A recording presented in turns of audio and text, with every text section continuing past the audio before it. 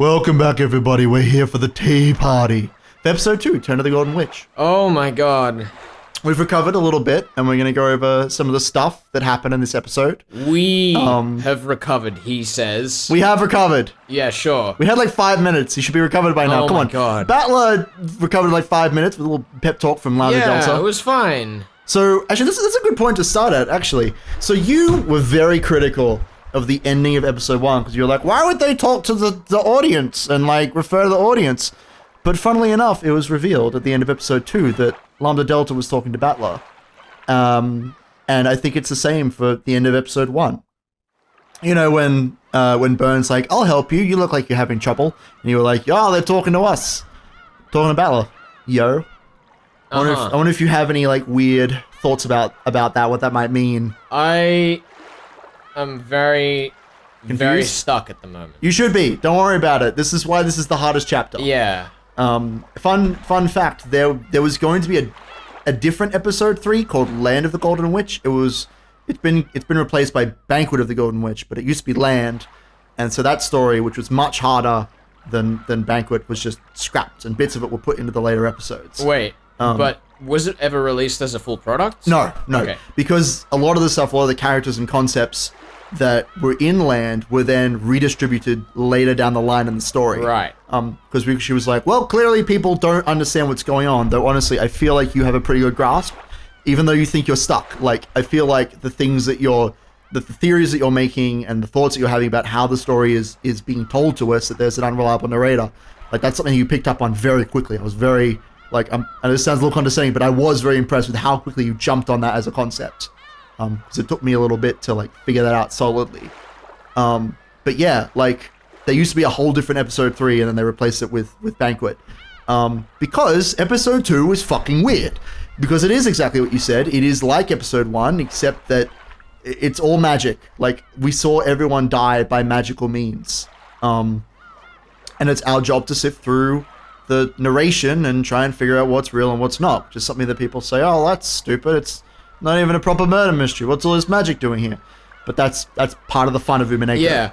The other thing I was thinking about is I went through the whole of episode 2 being like, I kind of developed it through episode 2, but basically the assumption one is magic is real in episode 2, and then I nailed down that magic is real in episode 2 when Battler is not there.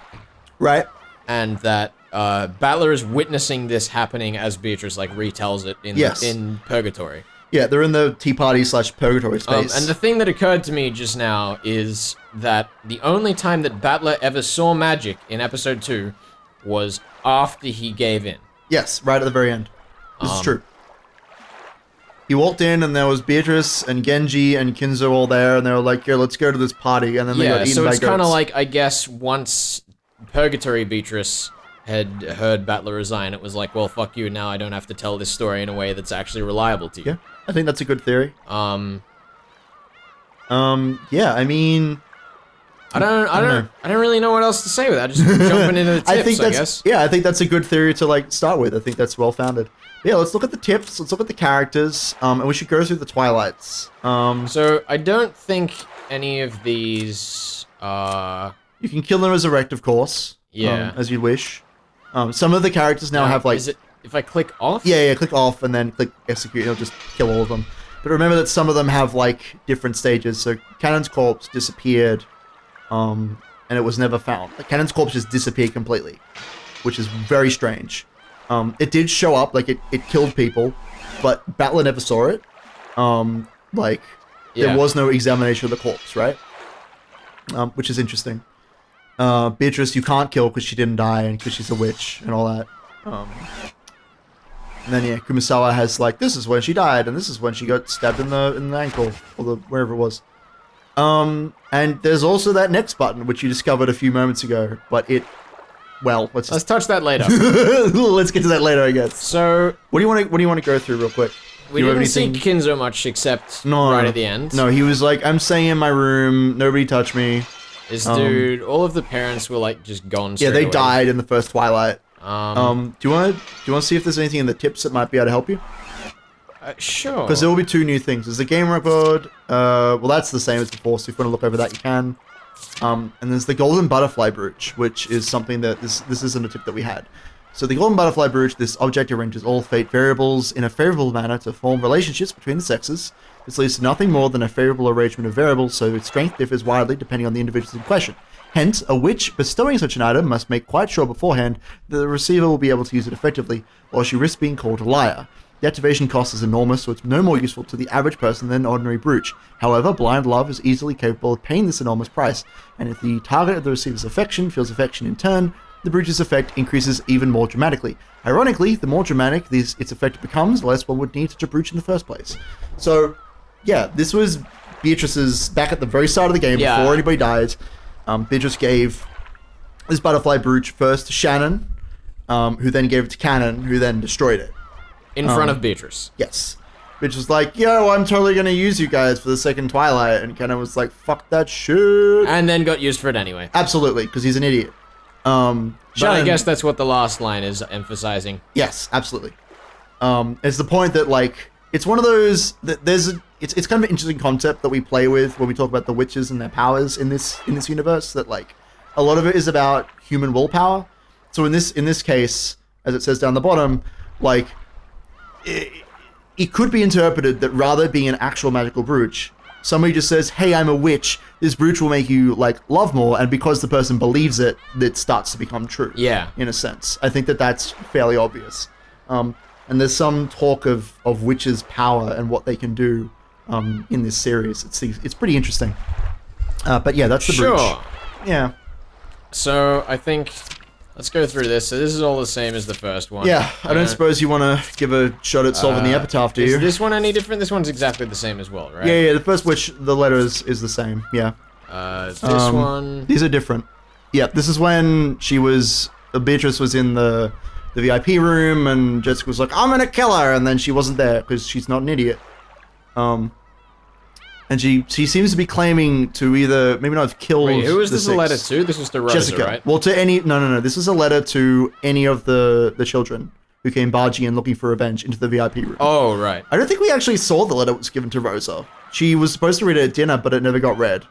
So, well, I should say the envelope that she was handed never was opened on screen. Yeah. I should probably point that out, that we don't actually know that there was a letter inside. Well, because there was a key inside. Did we ever see letter 1? Wasn't that what letter 1 was? Oh, was it? Oh, maybe it was.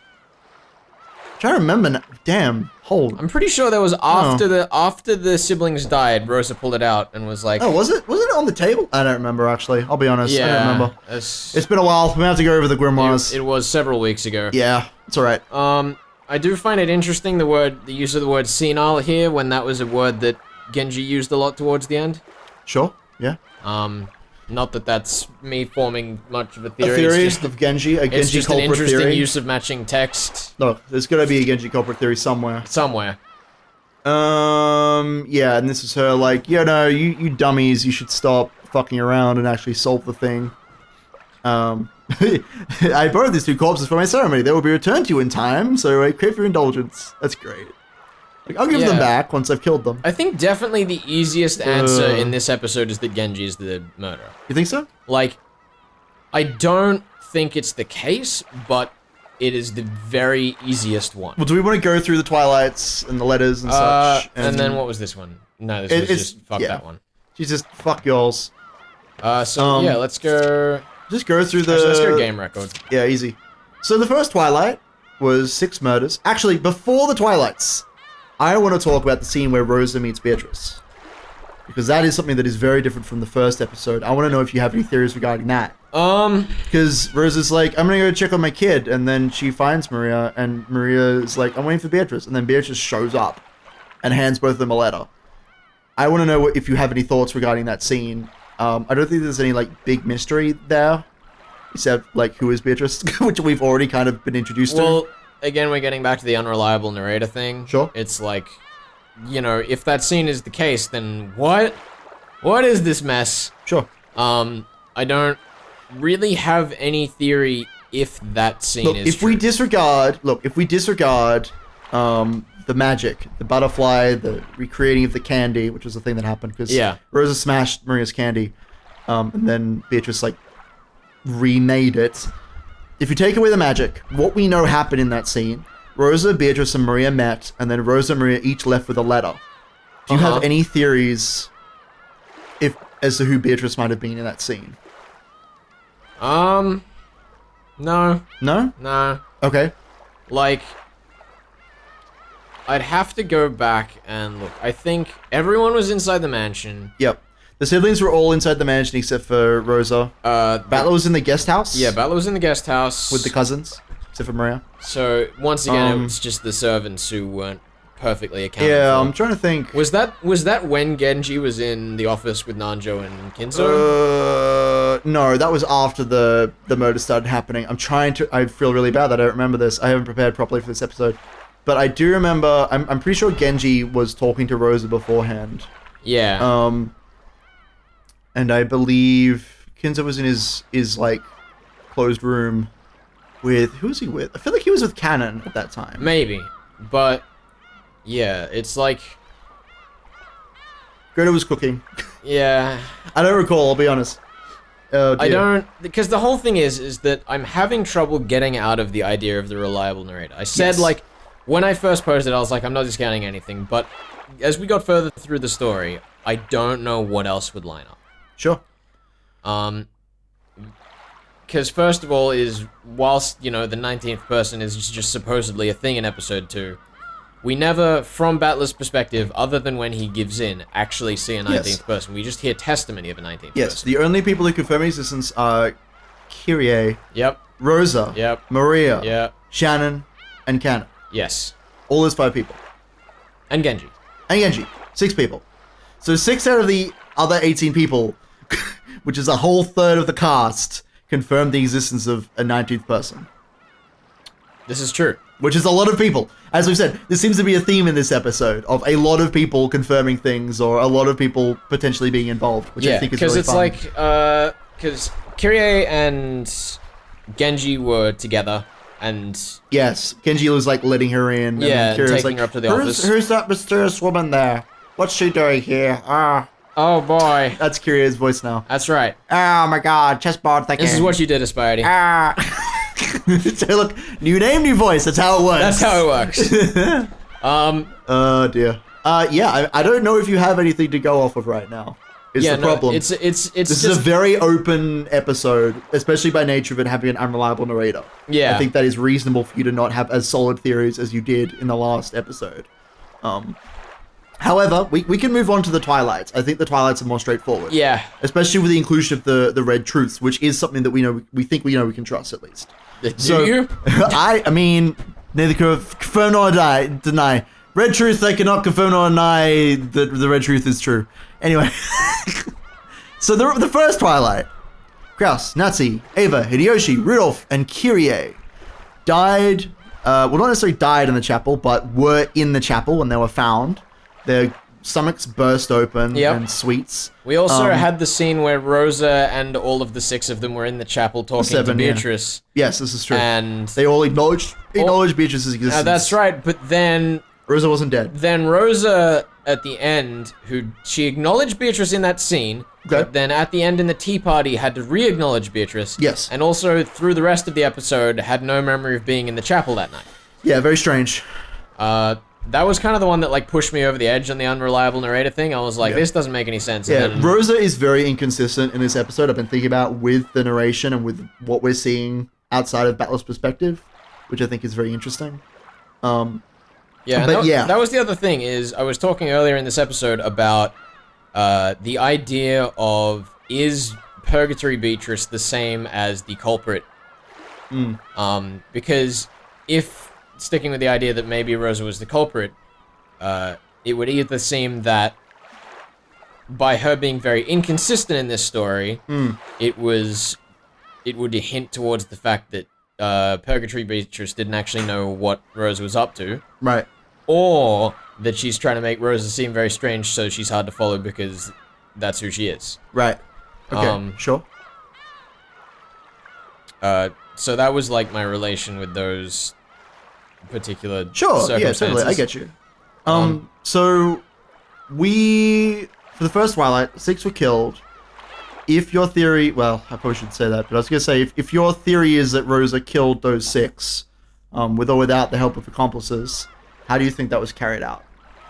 That's a good question. What? They had their, like, stomachs just... Exploded out. Yeah, I mean, this is also, I should say, this is assuming... Oh my god, I have a wiki page with all of the red truths. I want to see if we're actually told that they're dead in red. Because I want to see if that's a thing. Well, I mean, the whole thing is that their stomachs are physically gouged out and we can see their faces. Yeah. And it's very explicit that, because it's before the red truth. They actually die. Yes, they die before the red truth. So yeah, I think... So the statement she makes regarding the 6, it says, regardless of whether they were alive, living or dead, the 6 people definitely entered through the door. First, the 6 murders in the chapel. And then she starts talking about the key. 6 people definitely entered through this front door. She doesn't say anything about them actually being dead, which is interesting. So it might be worth not discounting that, but it's up to you, of course. I mean, I don't know. I feel like because we saw that, because we had people literally like stick their hands in their stomachs. They didn't actually stick them in, but Beatrice told them to because she's the best character. Oh, okay. She was like, stick your hand in there and feel around, Battler. Didn't you want some corpses to really get a good look at? You fucking nerd. Yeah. It's a little strange. Yeah. I don't know. It's one of those things I don't feel we got a very good look at the crime scene other than through the red text. This is true. The red truth. Do you want to talk about the locked room? Are you sick of locked rooms yet? I hope not. I feel like if I'm sick of locked rooms, I might be fucked for the rest of this book. Yeah, definitely. So, do you want me to tell you what your theory is, or do you want me to start throwing you red truths? So, the first locked room was debunked pretty comfortably by Battler. It was. And it was different, but not dissimilar from the theory I posed before he suggested. What was the theory that you had? I think my theory was that it, like, had been unlocked in the interim. It was basically that. Sure. I don't remember the mechanism through which I suggested, but I definitely remember when we got to Battler's conclusion, I'm like, see? You did it, man. Yeah, nailed it. Yeah. Because we see... What do we see? I'm trying to think what we see when Rosa, like, rocks up to the chapel, because Servants are all, there's something weird going on at the chapel. So let me take a look. And then she tries to open it, and it fails. Yeah. But of course, this doesn't have Battler present. So by your theory, this could be fabricated. They could have showed up. I'm trying to think. Does anybody say it was locked? I don't remember. But it's theoretically possible. You might have to suspect all the servants that were with her at the time, though. If you want to go with that theory. But, I don't know. It's possible. Battler comes up with the theory that someone opened the letter during the night, took the key out, used it on the chapel, and then put it back. Yeah. Because Beatrice she can't say, like, that key was never touched during the night, or it was completely under the supervision of Maria for the whole time. Like, she can't say anything like that. Yeah. So there is a possibility that it was used during the night. Yeah, any other comments? I don't know. I kind of feel like in the scope of the story, the chapel locked room was meant to be like a, hey, here is an example of one being debunked. This shows they are possible. Yeah, I feel that. I think that is the vessel of the chapel ones. I don't really feel like, other than trying to identify a culprit, I don't think that there's much to go on in terms of actually the mechanisms of that locked room, because I think that was intentionally the correct answer to show you it could be done. Sure, sounds good. Yeah, do you have any suspects on who might have taken the key and unlocked it during the night?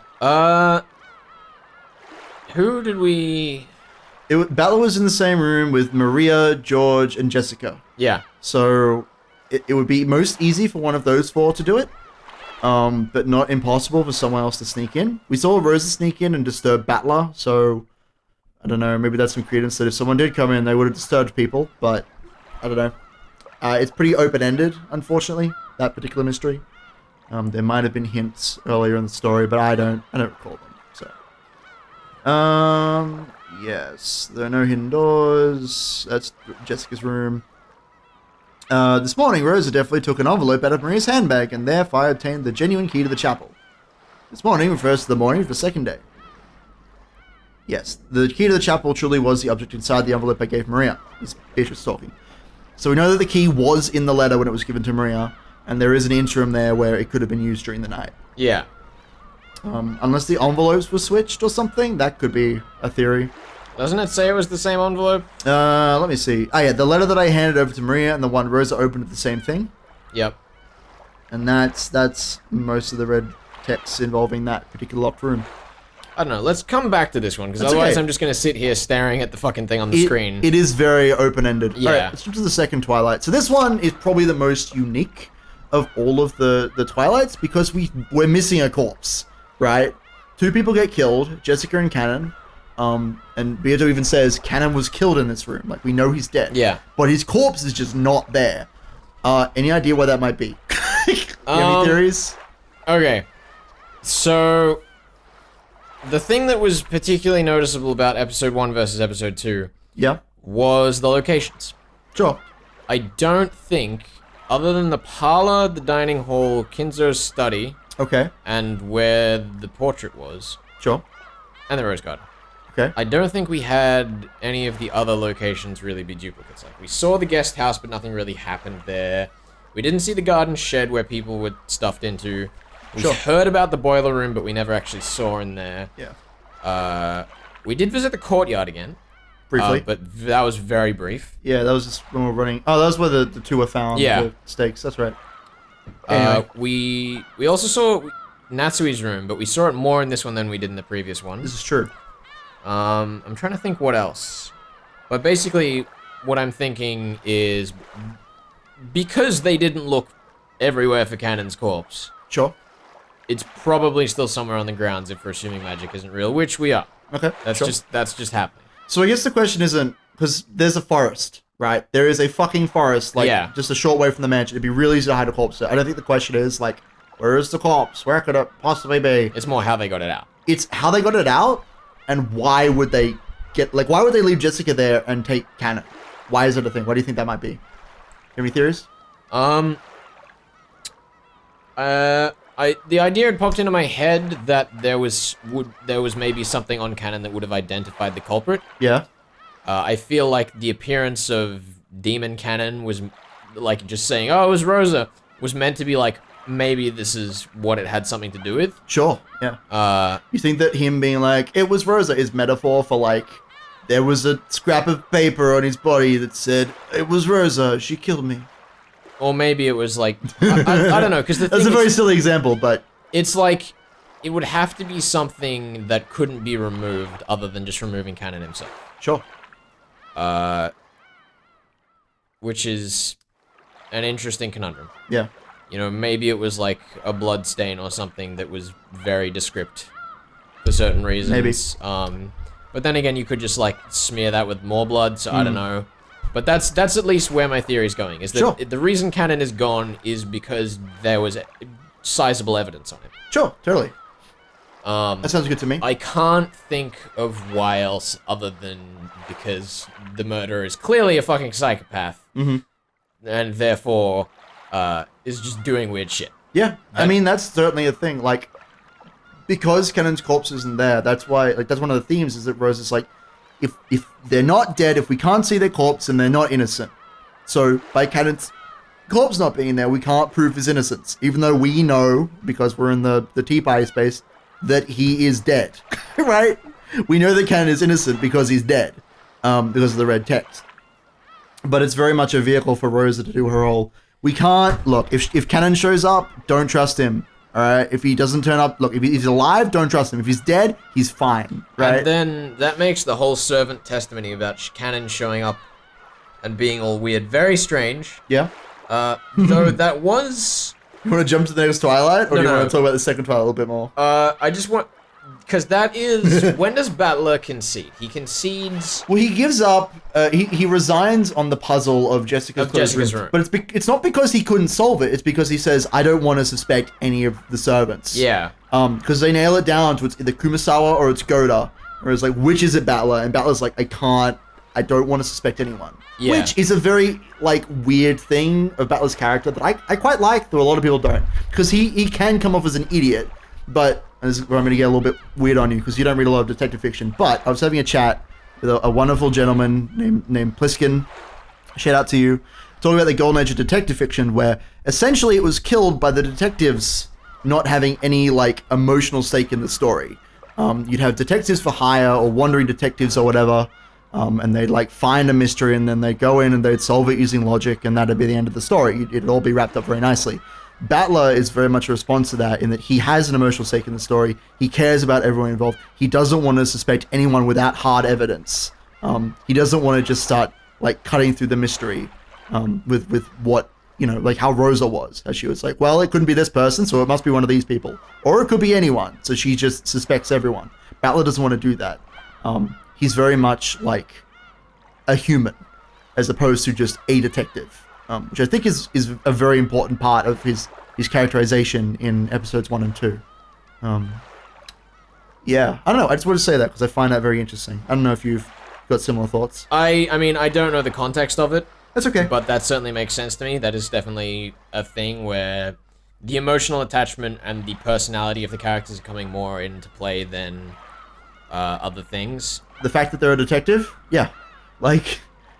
He doesn't even say it once. He's not like, I am Battler, I'm the detective, and I'm here to solve the mysteries. I am Fight Man, I will fight your mystery. Exactly. He's not like Sherlock Holmes or Poirot or any other detectives. That's not his thing. He just is a person in the story who is stuck trying to solve this mystery. He's a very unwilling hero in that sense. Yeah, it's kind of like, from what I know of detective fiction, a lot of people, at least detective characters, are meant to be impressive more than they are meant to be relatable. Yep. Which is why... Yeah, sorry, continue. And that's kind of like why the whole Watson character exists. Yes. Because they're the person that cares about people. Yeah. But in this story, we have them both kind of bundled into one. Yeah, it's very interesting. It's a very interesting response to the end of the golden age of detective fiction, which is very much what Umineko is about. But yeah, anyway, I just wanted to say that because I find it interesting. I find all the characters to be really weird. So we had Jessica and Cannon died, whatever. Yeah. Then Shannon, Goder, and George had that whole thing after... Well, actually, then we had the servant room mystery. Yeah. So this is where we get a little bit out of order with the Twilights, but the next thing was the servant room kerfuffle. Yeah. And you were stumped on this one, which was interesting. I think the problem I was stumped on is that I was so focused on the fact that it all happened in the room that I forgot that Cannon showed up before they moved into the room. Right. I feel like that was very important to this circumstance. You think so? Because Battler as a character never went back to the kitchen, which is where Cannon rocked up, right? It's true. I don't think he ever went back there, no. Where he did in the first episode. He was in that scene in the kitchen where everyone was looking over his shoulder and shit. Yep, this is true. Yeah, so it's like, there's Beatrice right next to you, you nerd. Yeah, so I think the fact that we only get the narrator's perspective of the kitchen is important to, like, unraveling the servant room one. Sure. Because I think that the servant room one is reasonably a locked room. Yeah. I think that the red truth we are given on that is meant to just be like, you know what, fuck you. Yep. But she hammers it home. She's like, it's a closed room. They couldn't have gone in through here. Yeah. Blah blah blah. There are only 5 keys. Unless, because we were discussing when we were recording it earlier, that it's like, unless we just assume that there are mechanisms outside the story, like a different type of lock or other keys that we don't know about. Which is interesting. Beatrice says, I can't remember what the quote is, but I was laughing as I read it, where she's like, there's this stuff about Knox and Van Dyne, and she's like, I mean, you humans try, like, I don't know, it was the bit about how contracts are made, and she's like, I make contracts with people, and you humans, you're always trying to make these little fiddly excuses to get the most out of a contract. Like, why can't you just lay out a contract, plain and simple? And I feel like she's talking about locked room scenarios. I know that sounds like a weird jump, but yeah, she's like, why do you humans bother with these weird fiddly solutions to murder mysteries? They're so stupid. Like, why not just have something straightforward and simple? Which I think is telling. Yeah, I think that's kind of where I'm going with this, is that totally it's not about the locked room. That's the point, is that the room was locked up because something happened outside the room. Sure. And, like, the mess was made inside. Yeah. Yeah, totally. The thought that I'd even had was, maybe it was even, like, the servants tried to escape the room where the culprit was, and then, well, one of the accomplices, I guess, was. Because you think it's Rosa that's the culprit? Yeah, true. Well, I'm not like hardcore sticking with that. I'm just saying that, like, where I'm going makes more sense for this to be an accomplice. Basically, I'm saying it's like the reason that there's a mess in the room is because like maybe the servants tried to escape from whatever the fuck this accomplice was doing. Yeah. Locked Kumasawa and Nanjo in a room. Maybe one of them was the one doing something, and then like they fought it out, made this mess, and the rest of the servants escaped. And we're like, we can't fucking tell you what's going on because that shit's too crazy. Yeah. Yeah, totally. Because no one mentions energy swords when Battler's around. This is true. They just go, I don't, how do I explain it? Yeah. Good in particular is like, I don't know what I just saw. I can't tell you. I did find it very funny that when we were recording that bit, you couldn't actually hold your Goda voice because what he was saying was so unlike the Goda that we've come to experience. Yeah. Goda was very unsure of himself, which is like... unusual. Well, yeah. For him to be unsure of himself for that long is unusual, yes. I definitely think so. Yeah, so I think basically that the servant room, locked room, was a locked room, but it was not a locked room where the crime happened. It was a locked room where people, like, got away from something that was happening, maybe. Sure. Sounds good to me. Because I really cannot think of a way that happened. I like that you're thinking of these characters as, like, as people rather than just, like a murder bot or something. Yeah. Like, you're not just like, oh, well, you know, somebody killed someone here. No, you're like, well, something happened, and then people started running away from it because they're fucking scared of, like, the axe murderer or whatever. Yeah. I think that's a good way to tackle this mystery. Yeah, sure. So you think and that was something... actually just while I'm on that, the other thing that makes me suspicious there is that the only time we go back to the kitchen after that is when they're explaining the energy swords, which to me is just like a very inherently unreliable scene.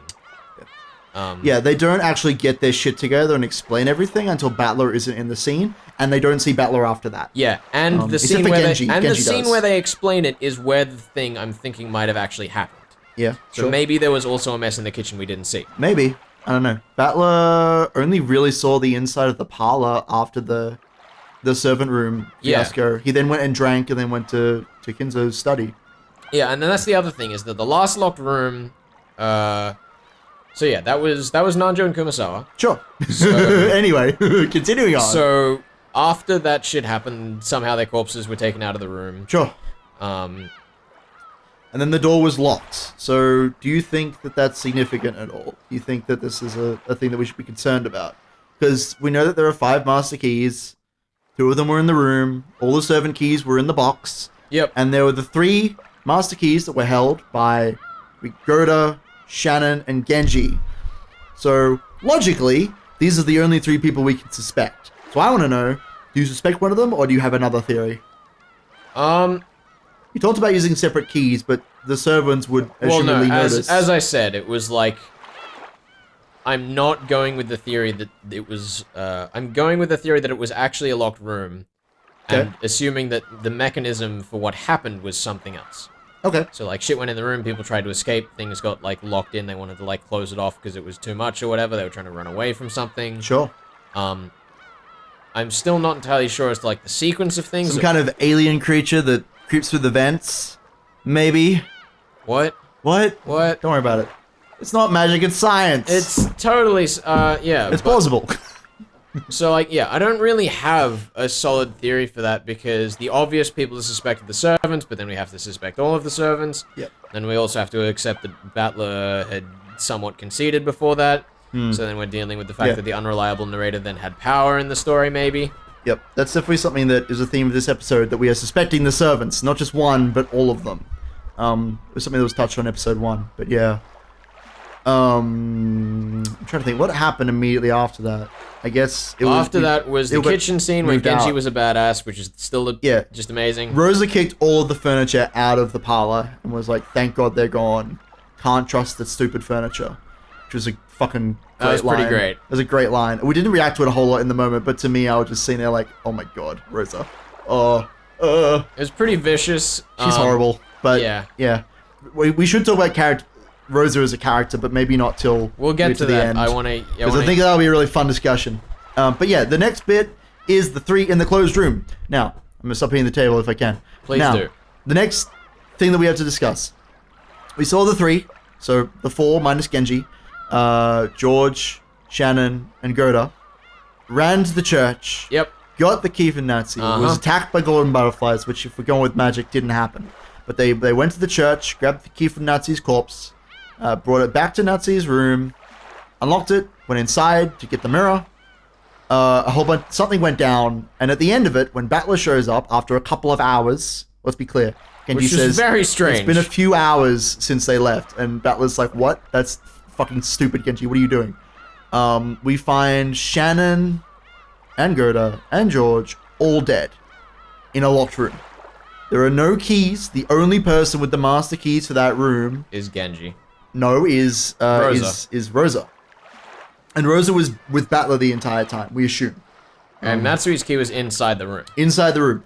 So, do you have an answer for this? What do you think? So was this before? This was after Battler conceded, right? Because he conceded on the servant room one, didn't he? He did. So first of all, we can vaguely assume that Beatrice had some power in being the unreliable narrator in this scene. Sure. That's not a thing that I'm going to stick with because... I mean, it seems like if you want to deny magic, you're going to have to deny the stake and the goat servants and Shannon's, like, barrier of magic that she summoned out of fucking nowhere with the power of love to protect George. Well, I mean, here's the thing, is it's not so much an issue of denying magic because it's just, if magic is real, then we're not worried about solving what happened. We're worried about why the fuck are we doing anything. We're also worried about what the premise actually is. I just want to jump onto the... so I want to jump on this closed room. There are some red truths. Nancy's room was exactly the same, just like usual. In this case, usual refers to the closed room scenarios prior. The door and the windows were locked from the inside. There is no fraud or trick. There is no means of secret passage and no hidden place. Natsu's own key was in George's pocket, and the inside of the room was closed off. Only the 5 master keys were left, and Rosa, in quotation marks, was holding all of them. And let me say this, the parlor is the same. The original key to the parlor is sealed in the servant's room, so unlocking it without the master key is impossible. The definition of a closed room is the same as always. So that kind of covers the last 2 mysteries. So unlocking it without the master key is impossible was a piece of red text. Yes. Which is interesting to me, because I was thinking, first of all, like, for Natsui's room, I guess, like, Kraus might have a key? Like, that would make sense to me. Am I gonna have to I mean, maybe? I don't know. I don't know if that's a thing in here. Let me see. I keep my promises as in red, which is a fun one. Let me see. There is no mention of another key. There's no mention of, like, Kraus having a second key to Natsu's room. Yeah, because that seems like a thing that would make sense to me. Maybe. It says unlocking it without the master key is impossible. So that might be referring to the parlor, now that I look at it. The other thing that I'd thought of was if the 3 characters had already been staked. Okay. They were in the room, shit was happening. Okay. Maybe it would make most sense that it was Genji in this circumstance. Sure. Because he was the only one left roaming other than the supposed 19th person. And, like... Basically, what I'm thinking is... maybe they were staked, were locked in the room, and then, like, to try force Genji out or whatever. And then the reason they were searching through shit was to try find, like, something to tend to their wounds. You think so? Like, that's certainly an idea that came to my head. So if Genji is either the culprit or the accomplice, he stabbed them with stakes, pushed them in the room. Well, or maybe he was in the room with them, because Battler wasn't in the scene where they went to the room. Battler wasn't in the scene where Genji was in the kitchen being a fucking badass. Sure. So, like, I'm thinking, you know, regardless of the mechanism of whether Genji was in the room or whether they were out of the room and they went in and Genji stayed out, or they were all in the room and they forced Genji out. Sure. Or whoever it was, the 19th person, whatever. I'm thinking that it's, again, another locked room where the point is not that it was made to look like a locked room or the accomplice did it, but maybe it was the people trying to, like, save themselves or get away. Or maybe, maybe the other thing I thought is that because Goda and Shannon were with, supposedly with the characters when we had the servant room conundrum. Mm-hmm. It was like, well, hey, we managed to stop this thing by, like, locking it in or locking ourselves away last time. Why don't we try that again? Sure. Do you have any idea what this X event might be? Do you have any foreshadowing or any thoughts on what it might be? Because you're using quite a bit in your reasoning here. I don't know. Like, again, I think the easiest person to suspect as the the stabber, if not the specific, like, organizer of this mess, is Genji, or the 19th person. Are you confirming the existence of a 19th person? No. Okay. But I'm also not discounting it. Fair. Say it in red. There is a 19th person. Say it in red. What? And basically, you know, maybe the whole scene with, like, where people, like, I couldn't explain it was because maybe, let's just say Genji, you know, fucking murdered Kumasawa and Nanjo, and then to the other people there was like, fuck you, if you say anything, you die. If you say anything, you get a knife to the throat. Yeah. Cool, I like that theory. That's the thing that could have happened, like, I don't know. I think... Well, yeah, I mean, that gets... Well, it doesn't entirely get around the issue of suspecting a lot of people, but it means that we're suspecting Genji of, like, having threatened people, as opposed to just suspecting all of them being in on it. One of the things that we suggested a lot in the first person was... in the first episode, rather. In first person. Yep. In the first episode was that there were characters that were aware of what was going on, like Cannon yelling at the shadows in the boiler room. Yep. A lot of people that were aware of what was going on without being involved. Sure. And I'm totally down to do that again. Like, the servants may have been aware, but were like, shit, we can't do anything about it. Right. Well, yeah, like, what happens when, let's say Shannon is like, hey, Rosa, Genji is, like, killing people, and Rosa's like, oh, that's good to know. Are you also working with him? And she's like, no, I swear I'm not. And she's like, well, clearly you are working with him, and I'm going to kill both of you right now. She's like, can you just get Genji and take it to this room, and I'll meet you there? Right? Yeah, and then she just shoots like, both of them. I think, because the whole thing is because the first closed room mystery was just fucking thrown out the window. It's like, here's how it's solved. Yeah. This is possible. Then they had one that I still think was solvable, but the characters were like, no, can't do this shit. Yeah, they were like, hold on, let's come back to it later. Then the third, fourth, and fifth ones were like, fuck you, this one is impossible. Yeah, I want to know what you think about the fifth one, because the fifth one is pretty straightforward. The door, it was a locked room. The easiest one to the fifth one is Rosa dropped the letter on the table. You think so? That is straight up the easiest way to just say it's like, that could have happened. Right. Whether I think it happened is an entirely different matter altogether, and I'm not entirely sure. The question then is, how is she getting the letters and the seals? But if she is the culprit, then that makes sense. Honestly, like, that makes sense if she is the culprit. She just has these letters. Because she did go into Kinzo's room in this episode, which meant that she would have had a vessel to have acquired the letters. Yeah, that's true. That's true. Yeah. Like, what happened to the ring? Kinzo threw it out the window. We didn't see him do it in this episode. We didn't see him do that, so maybe it's still in the room. Maybe that's a thing. I don't know. But then you have to suspect Kinzo as well, which is a whole other kettle of fish. I'm fine with suspecting Kinzo. He's an asshole. Kinzo's great. He's such a fucking meme. I was so excited when I was like, oh my goodness, did Kinzo's body just get thrown out a window? I was so excited for it to have just happened, like it was suggested in the first episode. It was pretty great, though. But, like, the other thing is that entire scene relies on characters' observations. Sure. So, like, Rosa's like, I definitely didn't see that letter on the table, and Maria didn't walk over there, and Battler's like, I didn't see it on the table. Yeah. That's just relying on the fact that they're like, well, I totally definitely looked to see that there was not a letter on this. Yeah, sure. It's like, it's a bit of a stretch to begin with. Yeah, it is interesting, though, that it ended up in front of Battler, and that then he got kicked out by Rosa. Like, I don't know, do you think that was the killer's intent, to, like, get him kicked out of the room for some reason? The other thing I was thinking is that, if... This is, like, not tying it to any particular theory, but...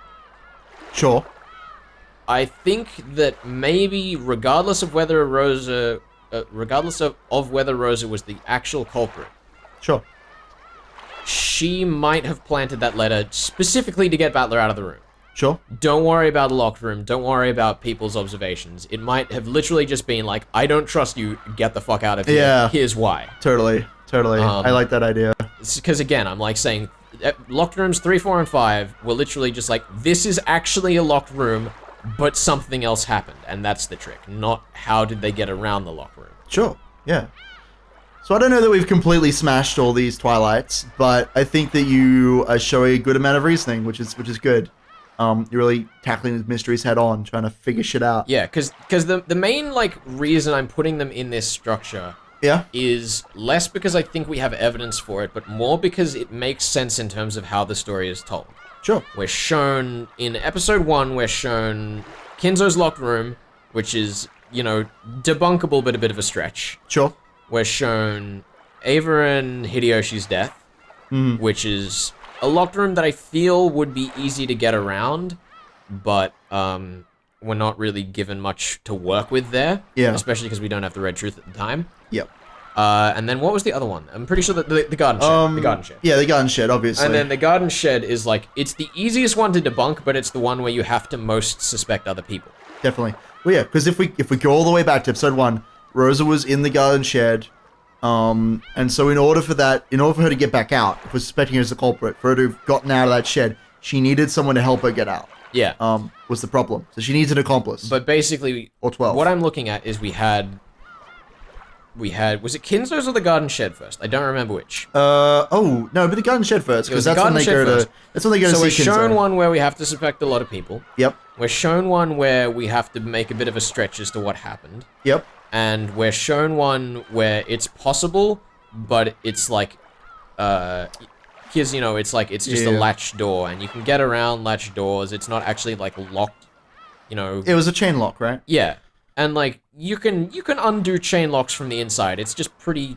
From the outside, you mean? From the outside. It's the inside that's easy. Yeah, from the outside, it's, like, pretty hard, but I'm pretty sure you can do it. Because, like, normally the length of the chain is such that to get enough distance on the chain to get it all the way out is exactly the distance that the door is, like, just ajar. Yeah. Like, that's how those chains are normally designed, as far as I understand. So it's like, that room is not specifically locked because you can, like, stick things through the gap in the door when the chain is not taut. Sure. With some kind of grenade launcher through the door. Yeah, that's exactly what happened. Yeah. But, we're shown a room where the mechanisms are confusing, but we don't necessarily have to worry about having a lot of people to suspect. And then we're shown, in episode 2, we're shown a locked room that is just debunked straight out the fucking way, just to be like, hey, this is how you, this is possible. Then we have a locked room that I think was easy, but is still challenging. Like, again, we're assuming a mechanism that exists outside the story, which was, my theory was that they're like, look, this is Jessica's keychain with a key on it. Sure. Not that it was Jessica's key. So I feel like that specific wording made me very suspicious. Sure. So that one was, like, very tricky, and also introduced a lot of, like, holes, which were then plugged up in 3, 4, and 5. So I'm thinking that the sequence of locked rooms that we get is kind of, like, building up and up and up to raise the difficulty so that we're not worrying so much about, like, suspecting people, like, so, sorry, we are. Yes. Where we've now been shown all of the different problems with locked rooms, and it's now, how do we unravel the locked room in other ways? Yep, definitely. It's definitely intentional. Like, Umineko is designed to teach you how to solve mystery novels in a lot of ways. Yeah. And that's definitely something that you're learning as we go. Yeah. I mean, do we want to talk about Rosa now? Are you ready to hop onto that? Have we missed anything else? I mean, there was the whole magic demon eating with, all the different characters getting eaten by goats. Yeah, so... Except for Beatrice. Left alive was Kinzo, Genji, Battler, Maria, and Rosa. Yep. Though this was after Battler had submitted and Battler walked up and was like, oh, there's Beatrice and there's butterflies everywhere. Sure. So, at that point I'm kind of like, okay, we've switched over into semi-purgatory here. This isn't necessarily the reality. This is more just like, if Battler loses, this is what happens. Example. Yeah, totally. So yeah, I think let's talk about Rosa. What the hell was that scene? Which scene are you referring to? All of them. Just everything involving Rosa. Rosa is an incredibly interesting character in this episode. It's kind of her, like, spotlight episode in a lot of ways. Like, we really get to know her and her relationship with, like, her family and how she feels and stuff like that. Especially at the end there. Like, that entire scene where she's running away through the goats, there's a quote that I screenshotted when I went through this, which was, in my left hand I have the gun that protects my life, and in my right I have the goal that protects my future, and even so I've let go of the hand of my daughter who is my future. And I think that's very explicitly talking about Rosa as a person, her relationship with Maria, and how she, like, wants to be a good mother, but just is not, and she hates herself for it. She hates herself, and she hates her brothers and her sister. That That's what that whole scene at the end was, where she was like drinking Krause's blood and eating Ava's tongues. Like, I think that's very much supposed to represent how much Rosa hates her siblings. Yeah, I think that was an interesting herself. thing. Now that you say that, it was something that someone said to me recently. Shout out, they watched the show. But it was like, people tend to hate things in other people that they have in themselves. Absolutely.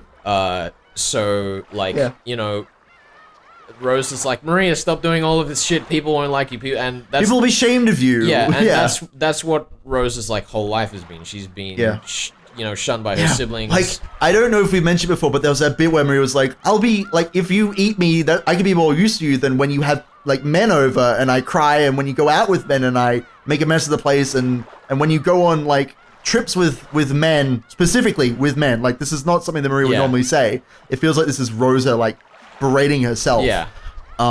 Like, Rosa clearly feels regret that she can't have a love life. She doesn't have her husband anymore. We don't really know what's going on with him, but probably she can't have noted. But she can't have a love life because of her daughter. And yet she treasures her daughter so much, or at least she wants to. It's really weird. It's a weird relationship between those two characters. Because we didn't see a lot of Maria this episode. She was kind of just with Rosa. Whenever she tried to talk, Rosa would shut her down, which is another one of those like character dynamic things. One of the things about Umineko is that because the characters that die in the first and second Twilights is different each time, we get to see different character dynamics. So obviously in the first one, there was no Rosa, so Maria just fucking ran rampant. In this one, she gets shut down constantly. And also because Rosa's siblings and their spouses are not around, Rosa has to man up, in a sense, not to be too sexist, but she has to take control. She has to be the person who is looking after everyone. She says, I'm going to look after you, George, and you, Battler, like my own children, because you don't have your parents, because they're dead. So Rosa very much has to kind of step up to the plate and look after everyone, which is interesting because you think she's the culprit, which means that really she wants to murder everyone. So what the fuck is going on there? Like, it seems to be made very clear that she wants to take control of the situation and, like, look after everyone, but she also wants to murder them if you're correct. Well, I mean, here's the thing, is that if Rosa is actually the culprit, and my episode 1 theory is correct... Sure. Then... And we're assuming that that's the same for episode 2. Sure. This is true. There could be, like, the culprit could be different each time. This is a thing that we have not discounted yet. But then she's a fucking psychopath. Yeah. So her trying to cover her tracks is just her being that archetype. Sure. I don't think that is strange. You don't think so? I think it's meant to be misdirecting. I think that if Rosa is not the culprit, then, you know, this is meant to be like her line of defense. Like, hey, she was defending everyone. Yeah. But if she orchestrated the whole thing, killed all of her siblings and spouses. Yep.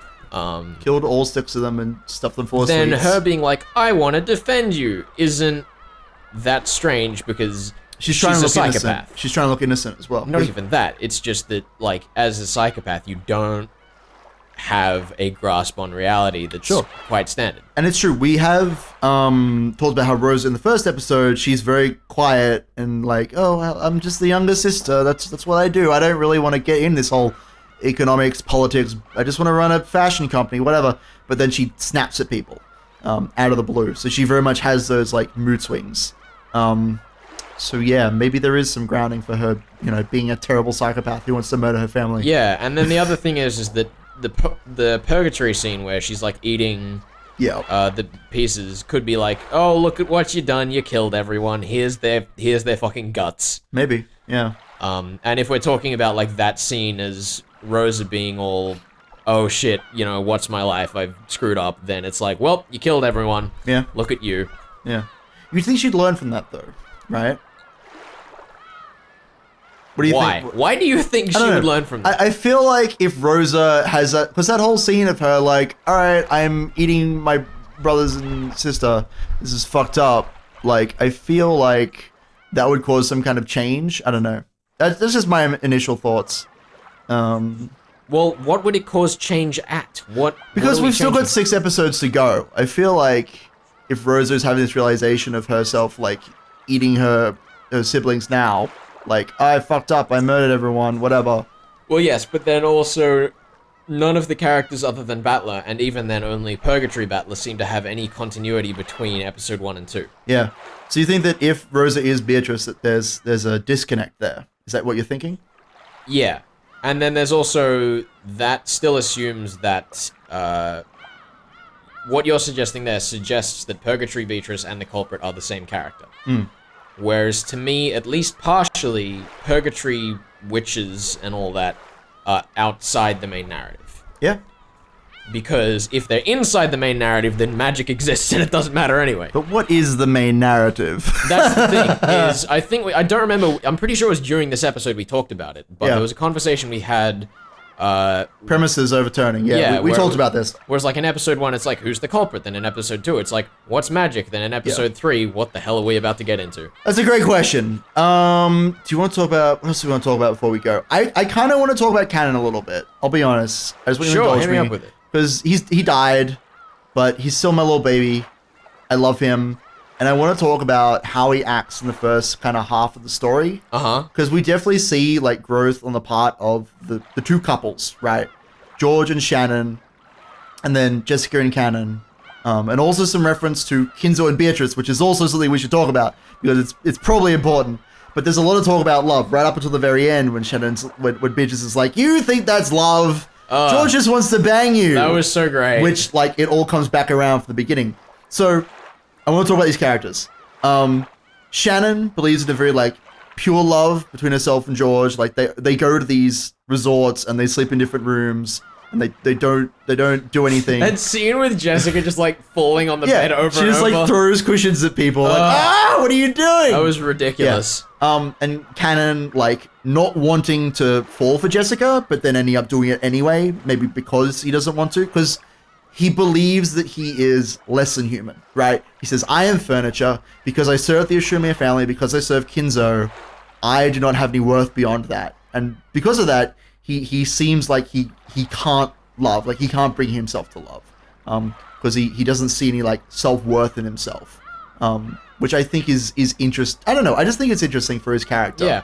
I will say the thing that brought to my mind is that the comment I made where it's like people hate things in other people that they hate in themselves. Totally. If this is being told by a narrator, and the narrator is a character in the story, who are all of these failures represented in? You think? Yeah. I don't think I could narrow down who. Yeah. I mean, I want to just say Rosa. I feel like that's just the easy one here. It's like Rosa's had... her husband's disappeared. Maybe dead. Maybe she killed him. And it's like, well, you know, maybe Rosa can't handle relationships that are too serious and not serious enough. Beatrice as a character is like, fucking relationships. Fuck love! Yeah. Peace out! I'm a single lady.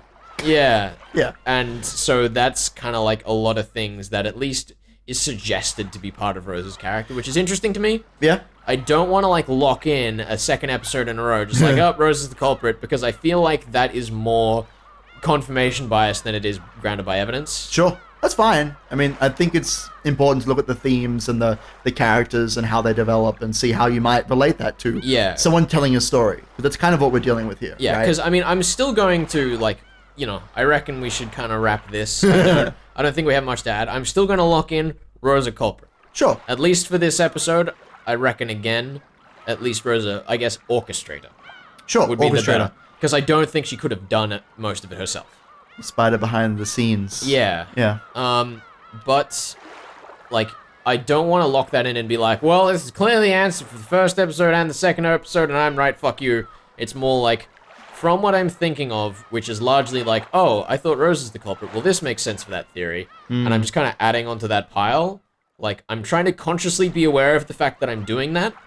And, you know, I'm just going to say that's what I think right now. But I still want to be wary that I'm doing that as we go further on. Because I don't want to be like, you know, Rosa dies, has her body cut in half. You can clearly see her face. And I'm still like, well, she's not really dead, right? Maybe it's a body double. Yeah. Maybe it's a scientific zombie situation. You know what we forgot to do? We forgot to hit the next screen over here. Oh, we totally did. Smash! Oh, look at these characters. What the hell is this? All this colorful nonsense. Oh, shit. Here we go. Keep clicking on that button, would you? Just get, no, the top, not next, the little symbol. Click on the symbol a bunch of times. Oh, look at that. Oh, look at all those colorful characters.